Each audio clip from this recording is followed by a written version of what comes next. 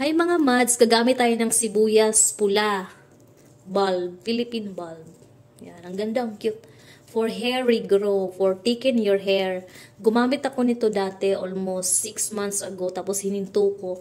Ngayon, naglalagas na yung buhok ko, parang hindi na siya nahinto. Lagas na siya ng lagas araw-araw. I think it's time to use this again. So, let's do this! Ganito lang po yung manipis lang yung pagkabalat mga mads. Yung balat lang talaga niya, yung basic na pula niya mga mads, wag niyong tanggalin, wag niyong balatan kasi basic nutrients marami po dyan.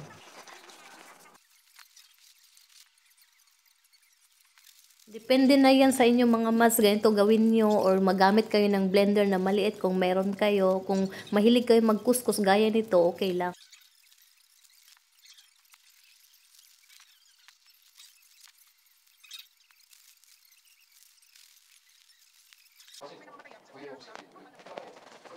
Kuskus ng kuskus, hala kuskus.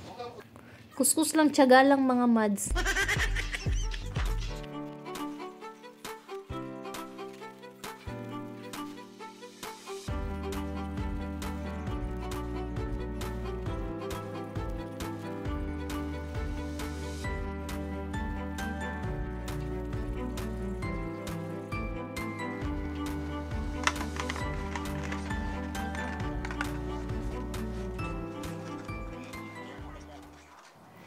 Halos mga lahati lang mga mads, ganito pa siya.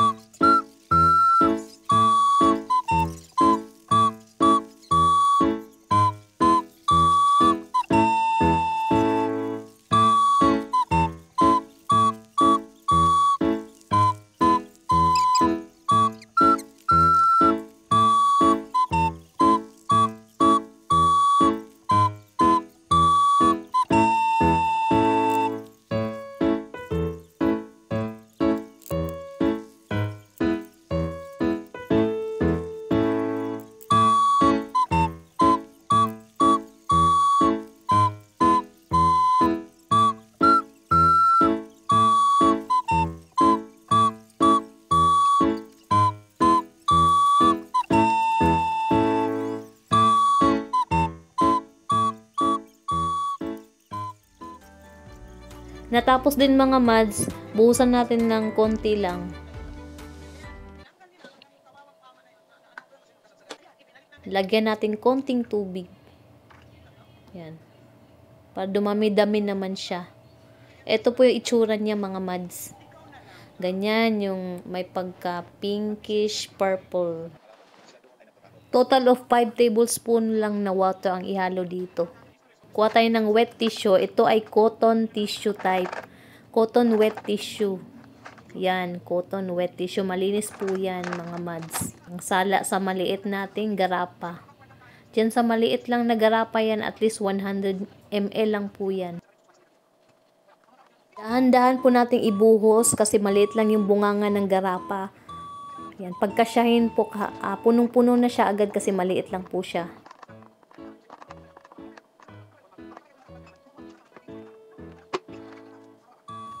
I-drain lahat mga mads, ibuhos lahat, lagyan ng konting tubig para maisama yung butil na natira dun. Pipigain ng dahan-dahan mga mads, pipigain. Ay, nabutas. Better po gamitin nyo ng hindi cotton type na wet tissue kasi madaling mabutas tong cotton type na tissue eh. Piga lang ng piga hanggang sa may makukuha ka pang katas. Ito yung natira. Mamaya na to, set aside ko, magagamitin ko din yan. Ito na siya mga mads. Lavender pinkish yung kulay. Mag-i-improvise tayo mga mads. Ito, lagayan ng take out ko na food. Hindi ko tinapon, hinugasang maigi. Tapos set aside kasi gagamitin. Ngayon nagagamit siya as imbudo. I-refill nyo siya mga mads sa mga serum na hindi na nagagamit. Yung mga lagayan 15 ml, 30 ml. Laking tulong din po ito para pang spray sa buhok ninyo.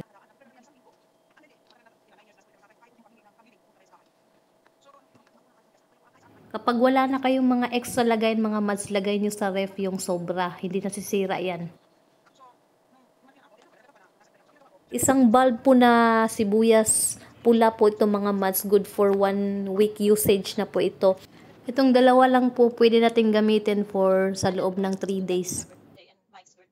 15 ml lang to, gagamitin natin sa buong anit natin sa ulo. Ito yung ilalagay sa ganitong klase na hindi siya splash type, pang ulo, pang buhok lang. Spray nyo yung ganyan mga mads, idiin nyo mismo sa ulo nyo sa anit.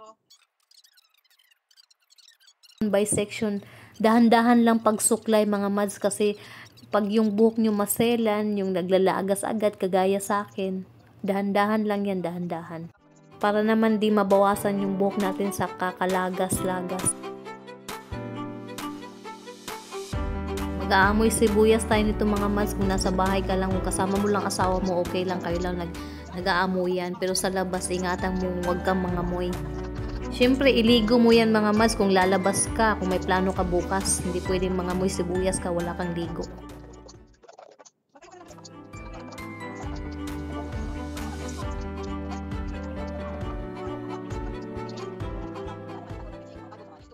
Pag manipis talaga ang buhok, pag manipis, nakakabawas ng confidence. Hinipis na, naglalagas, kaya ganun siguro itsura ng anit ko. Ang pangit talaga mga mads. Pag ganitong kondisyon ng buhok natin, naglalagas lagi, hindi na normal, huwag muna magpaayos, mag-organic treatment muna para mag-thicken siya. Huwag nyo munang maggamit ng organic kagaya nito, sibuyas, to thicken your hair before kayo magpaayos sa mga store. Much better. Napaka-effective talaga tong sibuyas extract mga mads. Subok ko na to.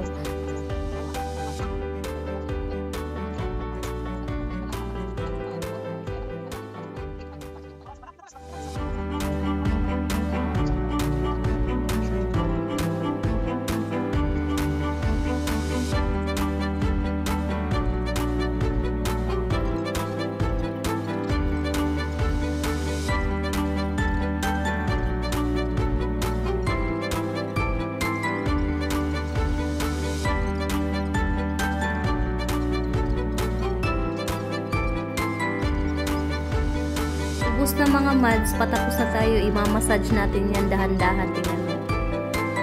Dahan-dahan, ganyan. Para ma-absorb natin yung extract ng sibuyas. Itong isa, after 2 days na to.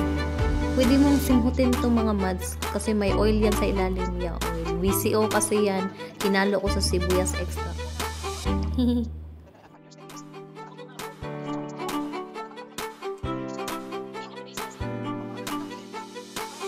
Then use shower cap.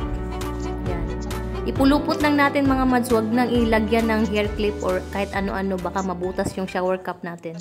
Kung ayaw nyo maligo ng gabi, pwede nyo pa umagahan yan mga mads kasi ganun ginagawa ko hanggang umaga yan, saka ko babanlawan o liliguan. Salamat sa panonood.